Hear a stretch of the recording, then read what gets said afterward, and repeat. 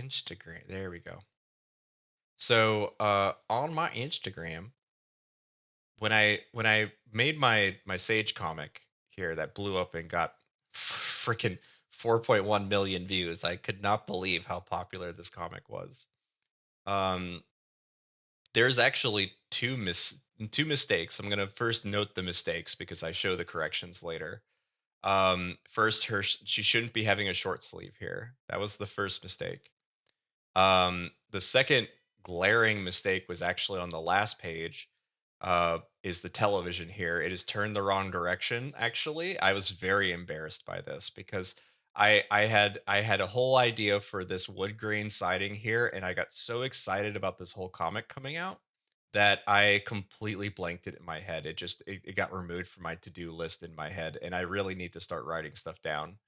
The last one, which I didn't end up correcting, is Michael's continuity of his jacket kind of switches colors. It goes a little too bright, a little too dark, that kind of thing. That's the three major errors on my part in terms of this comic. But I mean, the reception of it was so big. I was so appreciative of that. But I wanted to show those corrections first. So you could see that I just in painted a new elbow and said long sleeve, whatever, and it did a great job filling that in. I had very little manual cleanup there. And then on the bottom here with the television on the side, like it's so clean. Not noticeable errors to me since I have no idea what you intended. Got it. Yeah, the when it comes to me kind of reviewing these comics really quick for you, I mostly just want to show that it's actually an opportunity for me to come in and make corrections that improve the story, right? Because if someone's missing something like that, then it tells me something that I wasn't expecting before, which is like I needed to put the rabbit ears here to represent the early 90s. You know what I mean? Like just a little bit that evokes more of the time period, and it's there. It's better represented now, and it's now better on my website because of the handful of negative comments that I got. Um, yeah.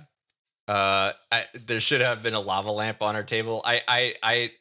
Here's the thing. Let me tell you a little bit about Sage, okay? There's another comic of hers, where we reveal her real name. The thing is that she has a problem with not hippies necessarily. She just has a problem with particularly anything that kind of reminds her of that sort of like late 60s 70s era. And I think lava lamps would be like something that would be a no for her in terms of what's allowed in her apartment. You know what I mean? Just because she's a workaholic. Like she's somebody who is obsessed with performance and doing well and stuff. So I definitely see her being someone who would be like less excited about buying a lava lamp over like a more chic looking thing. But you have to remember this. I have to remember 90s chic. you know, I don't talk about private conversations with other artists, especially artists that are critical, right? Because that's not fair to them. Um, and when it comes to the private messages that I had coming in, though, they were the most upset at me because I didn't give a clear answer this time. Because there wasn't a clear answer for my last comic. I drew I didn't draw for 26 hours straight, but I worked for 26 hours straight on that comic. And I mean straight as in I did sleep in between it, but I didn't count those hours of sleeping. Like it's come on. It there was so much in painting and then me drawing on top of the in painting to guide the in painting, let alone all the back end work that I do to get my characters repeating inside of prompts. That was completely disrespected in my last video. I mean my last comic. And I'm not surprised. It became a very high profile comic. It's a shame that AI users are so shamed. We are just learning new tools and blending them into our workflows. Yeah, I think it's mostly the fact that I'm invading an artist's forum. Like that's a quote that I have read. When most of the artists have had to be clarified that this is a comics forum. It like yes, I actually pander a little bit to the semantics of that we aren't making art, we're generating imagery. And that's an important distinction to make to somebody who's very passionate about this stuff right now, like passionately against AI imagery. That we are at a stage right now where it's so fast and so disruptive that I really don't blame them for, the fear mongering and the demonizing, because there isn't another obvious solution yet. And that obvious solution won't really be obvious until it's too late, as in like until someone else has started reaping all the benefits of it. I just picture someone sitting using Photoshop saying how much they can't stand AI. Meanwhile, they are using background removers and all the other AI features in Photoshop. Yeah, I really do want to address that with a comic someday, where it's just like, oh, I hate using this new thing, and it's like you're actively using it, but just have it not be about AI imagery or Photoshop, you know and I wouldn't go the Luddite route either. I kind of regret that I taught a bunch of redditors what a Luddite is. Like my very first comic about AI imagery on the subreddit, a good chunk of the conversation is me going like, I just don't want to be a Luddite, and them all asking, so what's a Luddite? And this was a year and a half ago, maybe a year ago. No, more like a year ago. Yeah, it was like a year ago. And I was like, oh god, oh god. I looked back at that conversation like 9 months later, and I was like, oh no, oh no, I didn't help. I really didn't help by getting a bunch of AI users calling artists Luddites for 9 months. And I will admit, I've had some people get upset with me because they watched one of my streams, and then I compliment one of the AI users about doing a good job. They click the button, and I'm like, no, no, no, no, no, no, no.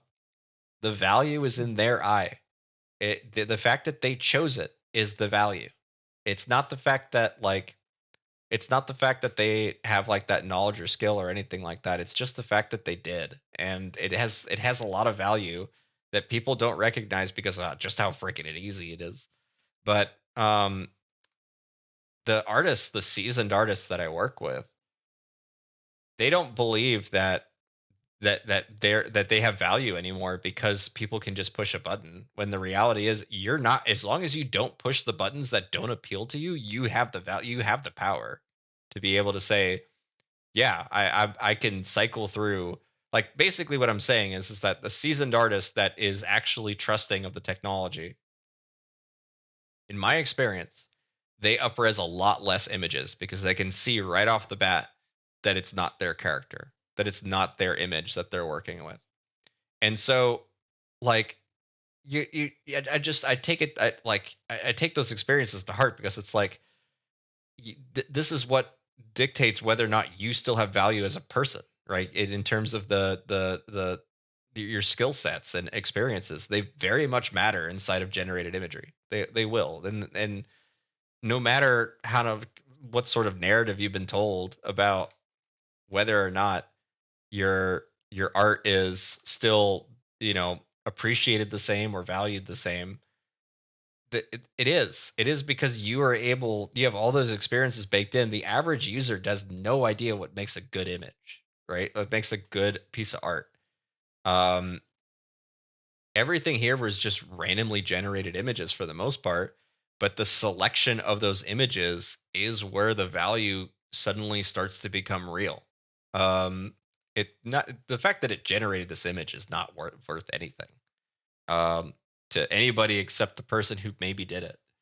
But when we start to talk about um, like particularly like seasoned artists and them worried that they are going to be like made obsolete from this stuff, it it it really diminishes their own value. Like it's more like, I believe in you that you're gonna do just fine because you have these experiences, that let you be able to know what's good and what's bad, what's worth it, what isn't, that kind of thing.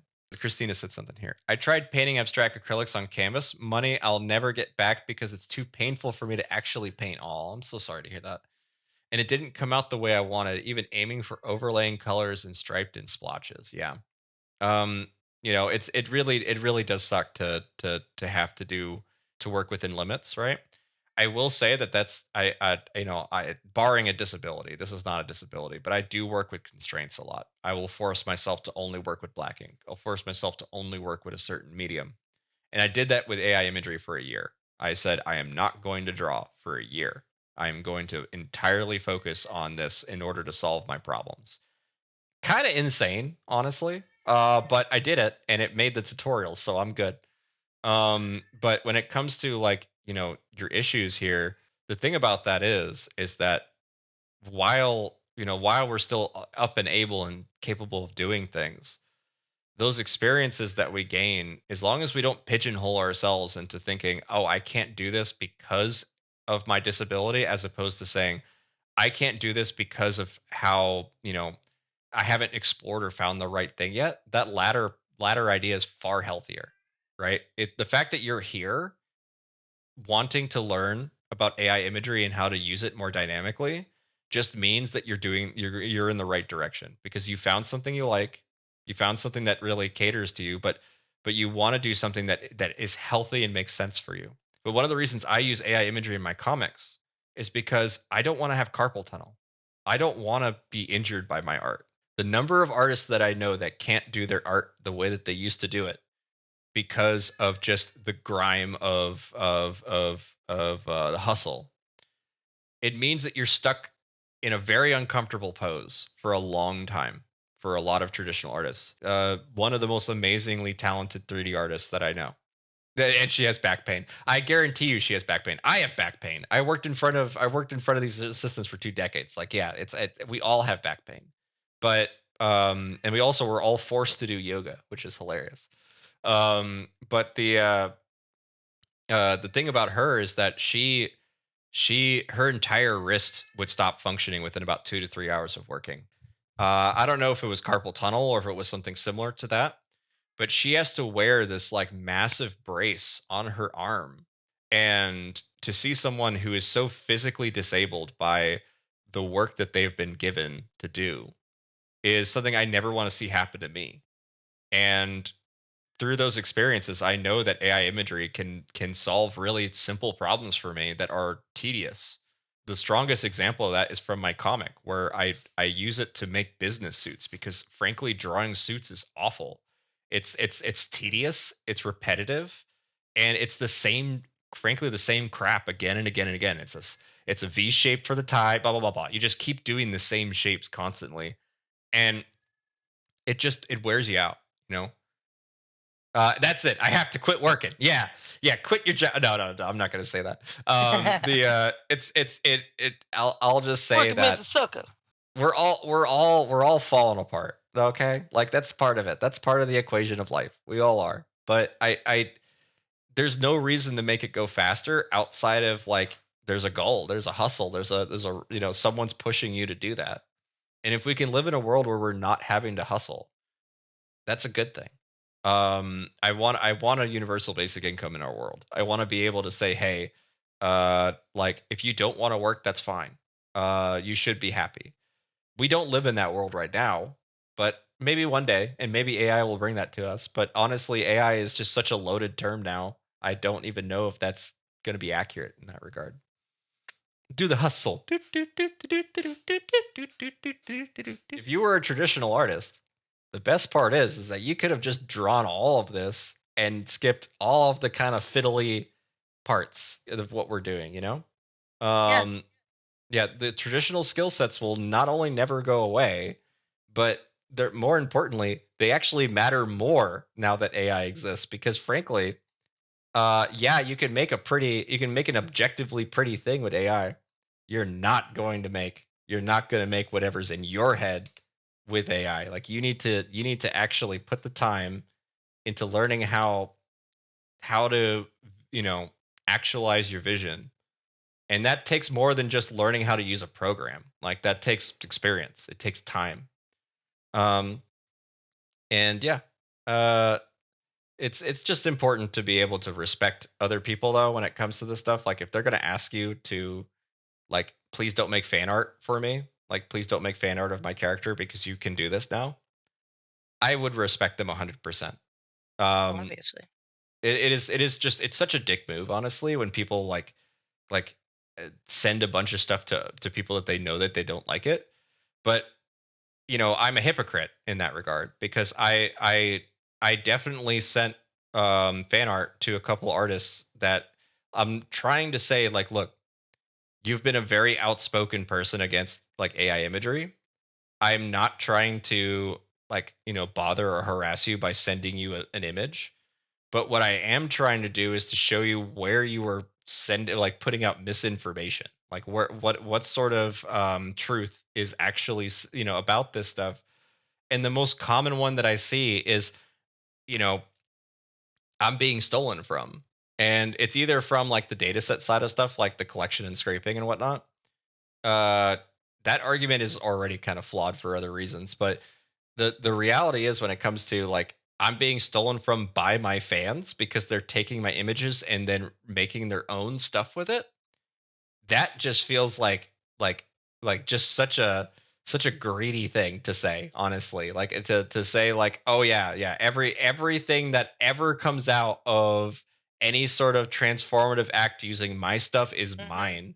It just feels very corporate. It feels very like So non-human, honestly, ironically non-human. Metallica versus Napster. Yeah. Yeah. I mean, it's just very, I just don't like the idea of saying, "Hey, that that that thing you made that is based off of my character." I'm not even talking about AI anymore, by the way. Like that plushie or whatever, that thing that was sold on Etsy, that thing, you need to give me a percentage of it because you sold it without, even though you handmade it, even though it's all like whatever, like I wasn't involved with it at all. That you now owe me money because it looks like one of the things that I trademarked. Yeah, no, I don't respect that at all. I actually, the Disney daycare stuff is really, really a big worry for me moving forward. But I really don't appreciate that at all. Anyway, that That's was a ramble. disgusting to make it so that like, children feel like comforted by these characters. You know Right. what I If mean? you're not familiar with the Disney daycare lawsuit, it's oh yeah, thank you so much, Christina. Let me pop over to the chat really quick because I noticed we have a couple of voices here. Um, the uh the thing is that the Disney daycare lawsuit um is essentially a daycare that painted a bunch of trademarked characters on the wall. Keep in mind, hand painted a bunch of trademark characters, and Disney sued them to remove it because they felt like they were being stolen from. They were just there to make kids happy, so they weren't so like scared of being in a new place. You know what I mean? Yeah. And the thing is that um, I was doing some research on it because I'm going to eventually talk about it in one of my comics. But I was doing some research on it, and I found out that um, Warner Brothers just gave them unlimited licenses for their characters. They were like, "Oh, Disney, this is some bad press for Disney. Let's just make it way worse for Disney." So they gave like unlimited licenses of like Looney Tunes characters and all that stuff. They were like, "Yeah, go nuts." Just what's hilarious is yes, they did paint over it. The lawsuit never fully went through because they painted over the murals before they could, but it was painted over with a bunch of Looney Tune characters, like as kind of a big fu to Disney. And so yeah, I definitely get it. And that is why the mouse is evil. Yeah. There's a couple of people that are inside of, I would say, AI circles that use the nickname Blood Mouse a lot. Mm. But it's mostly just to demonize corporate entities, not specifically just Disney. There's a comment here from Ajmars. Not a lawyer, but people should know a distinction of trademark from copyright in the US is that you're supposed to actively defend it, which unfortunately also encourages lawsuits. Not saying this is an excuse, more to the point out that a lot of things people might find themselves need to avoid are trademarked, especially around characters. I have no love for Disney. Yes, you're right about that. I when it comes to copyright and trademark, these are all very US kind of focused things. First off, like if you're international, your use of AI is most likely going to be far more scrutinized than it would be in the United States in terms of your right as an individual. Um, Like I think in India right now, like if you try to use a voice modulator of one of the famous Bollywood guys, you can just be sued for doing it at all.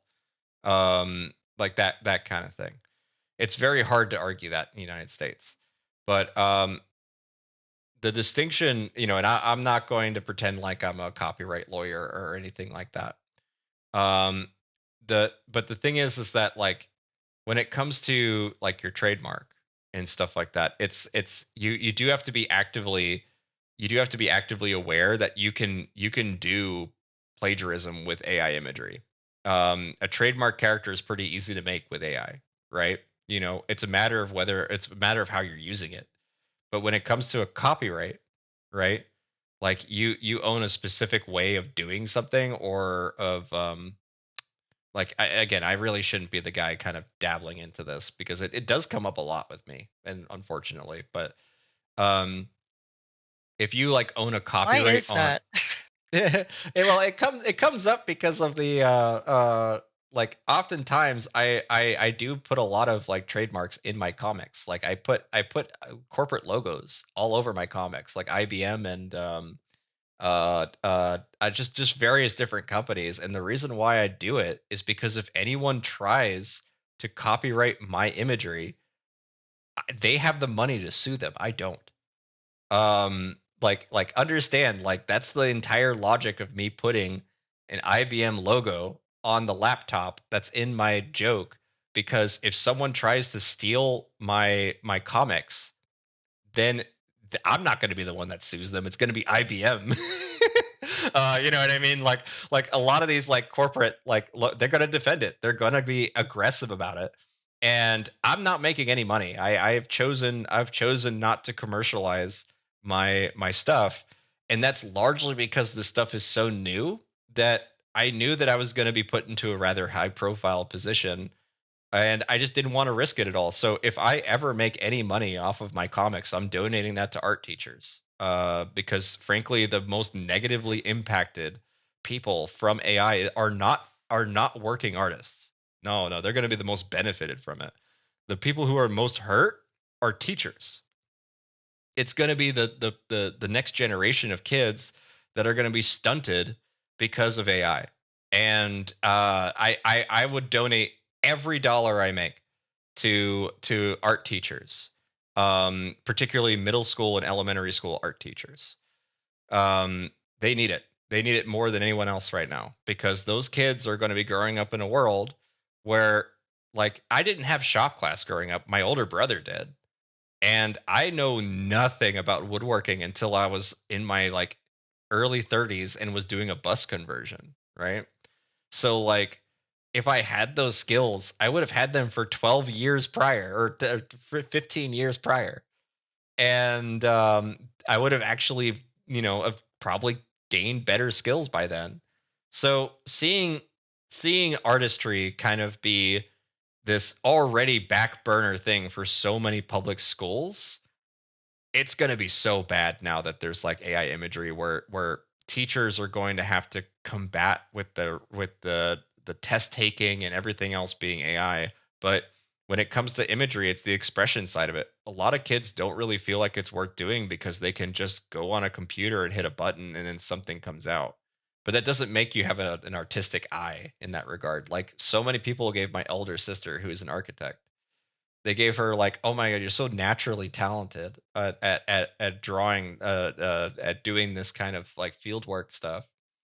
And she's like, "No, I spent freaking 12 years like struggling to draw a line straight, like to draw the way that I need to draw." Like it's belittling to creative people to say that they are naturally talented when almost none of that talent is comes inherently from you. The It's the like calling one somebody who works really hard lucky. You know what I mean? It's Right, right. insulting. Yes, it is insulting.